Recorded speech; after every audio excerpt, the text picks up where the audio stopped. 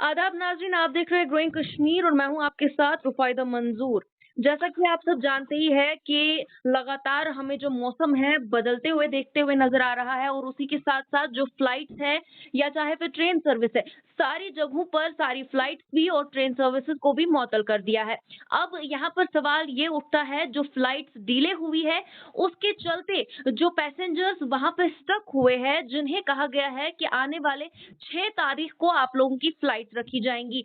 तो क्या वो पैसेंजर्स वहाँ पर जो भी सहूलियात है उनसे महरूम हो रहे हैं? यहाँ पर ये बड़ा सवाल उठ रहा है। हमारे साथ एक पैसेंजर, एक लोकल जुड़े हुए हैं, जिनसे हम बात करेंगे, उनसे हम पूरी तफ़सीलन ये जानेंगे। जी इरफान, बताइएगा कि किन मुश्किलात का आपको वहाँ पर सामना करना पड़ रहा है और क्या कुछ तफ़सीलात वहाँ से आ रही है?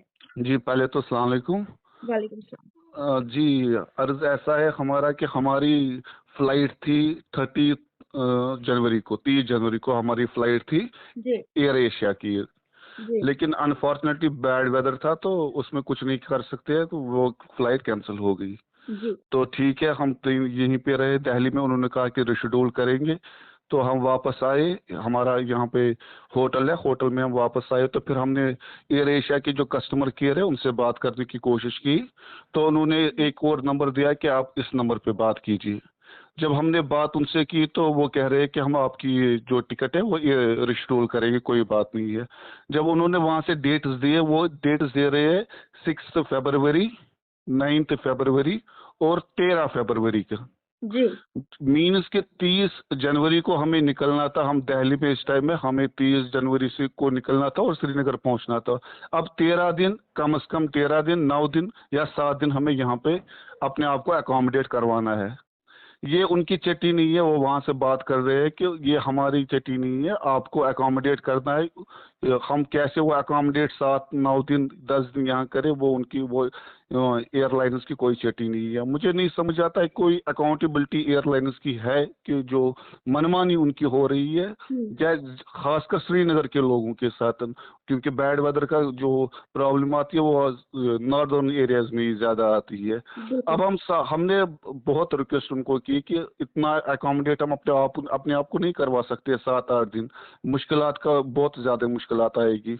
लेकिन उन्होंने हम पे ये मेहरबानी की है, उनके वर्ड्स ऐसे हैं कि आप पे मेहरबानी की है कि हमने 6 तारीख को आपको रिशेड्यूल की, वरना कम से कम 9 फरवरी और 13 फरवरी को हम रिशेड्यूल कर, जो इसमें फ्लाइट में और पैसेंजर्स हैं उनकी हमने रिशेड्यूल की है 9 और 13 को। जैसे कि इरफान, आप पैसेंजर्स की बात कर रहे हैं, अराउंड कितने पैसेंजर्स होंगे? एटलीस्ट स क 30 को तो सारी फ्लाइटें कैंसल ही हो गई। मैं अपनी एयर एशिया जिसमें हम जा रहे थे जिस फ्लाइट में, जी। एटलीस्ट 2 250 पैसेंजर्स तो होगी ही होगी। जो कि श्रीनगर से ताल्लुक रखते हैं। हाँ, हाँ, एक बात मैं ऐड करना चाहूँगा कि आज हमने उन कस्टमर केयरों से वालों से बात की, तो उन्होंने कहा कि जिस एजेंट से आपने बुक करवाई है टिकट, आप उनसे बात कीजिए। फिर हमने उस एजेंट से बात की तो हमने उसे ऐसा भी कहा कि आप एक काम कीजिए, आप हमें रिफंड कीजिए। ठीक। क्योंकि 9 दिन या 10 दिन यहाँ पे अपने आप को अकोमोडेट करना ये ह्यूज अमाउंट बनता है। होटल का किराया लीजिए या खाने-पीने का किराया लीजिए, हम 2 जन है, इस टाइम 2 आदमी है। अगर हम कम से कम 10 दिन यहाँ पे और बैठेंगे, होटल का किराया, खाना-पीना 20,000 25,000 हो जाएगा, वो कम से कम की बात है 10 दिन की। अब हमने उनको कहा कि आप एक काम कीजिए, आप रिफंड हमें कीजिए, ताकि हमने देखी थी 2 फ़ेब को 8,000 की हमें टिकट जा रही थी, हमें 2 ढाई हज़ार एक्स्ट्रा देना था, 5,500 की हमने पहले ही ली थी टिकट। मैं ठीक। सोचा था लेकिन उन्होंने उसमें भी डिनाई किया, नहीं हम रिफंड नहीं कर सकते, हमने आपका पीएनआर बनाया, खुद ही बनाया, हमसे पूछे बगैर ही उन्होंने हमारा पीएनआर बनाया, उन्होंने हम पे मेहरबानी की है, उन्होंने 6 फरवरी को रखी है। जी, तो आप इस बिल्कुल। यहाँ पे देख सकती हो कि उनकी मनमानी, एयरलाइंस की मनमानी कितनी चल रही है। बिल्कुल, जैसा कि अभी बैड वेदर भी है और जिस तरीके से स्नोफॉल भी हो रहा है, जैसा कि एयर फ्लाइट्स वालों ने भी ये बताया था कि उनको सिर्फ विज़न 200 मीटर्स तक ही है। तो अब अगर उन्होंने 6 फरवरी की फ्लाइट रखी है, तो आपका मेन मकसद क्या है कि आप लोगों की फ्लाइट उससे पहले होनी चाहिए थी? वही तो मैं कह रहा हूँ कि 7 दिन अपने आप को यहाँ पे अकोमोडेट, चलो मैं अब उधार उधार लेके कुछ अपने आप को अकोमोडेट करवाऊंगा यहाँ पे बिल्कुल, 7 सही दिन। बात है। लेकिन ऐसे भी कुछ पैसेंजर्स, ऐसे भी कुछ कस्टमर्स होते हैं जो नहीं करवा पाएंगे 13 फरवरी तक, या 9 फरवरी को उनको रिशेड्यूल की है, या मुझे भी प्रॉब्लम हुई 7 दिन यहाँ पे अपने आप को फिर अकोमोडेट करवाना। जिस एयरलाइन से आपने अपनी टिकट बुक कराई थी उस air airline Asia, air Asia है। लेकिन एक बात मैं यहाँ पे बताऊं, जब हम वहां से श्रीनगर से दिल्ली आ रहे थे तो उस टाइम भी वहां पे भी स्नो हुआ, तो 13 फरवरी को वो फ्लाइट्स कैंसिल हुए, लेकिन उन्होंने शेड्यूल किए second day. On second day वो स्पाइस जेट था, उन्होंने 14 जनवरी को हमें फिर वापस टिकट शेड्यूल करे, कल हम निकले, हो गया एक दिन। यहाँ पे हमने उन्हें रिक्वेस्ट की अगर आप 1-2 दिन भी हमें शेड्यूल करवाई वो आपकी मेहरबानी होगी।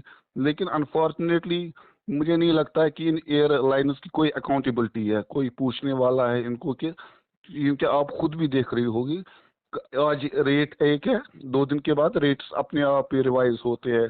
3,000 4,000 की टिकट 1-2 दिन में 5,000 8,000 10,000 13,000 तक पहुंचती है, खासकर श्रीनगर के एरिया।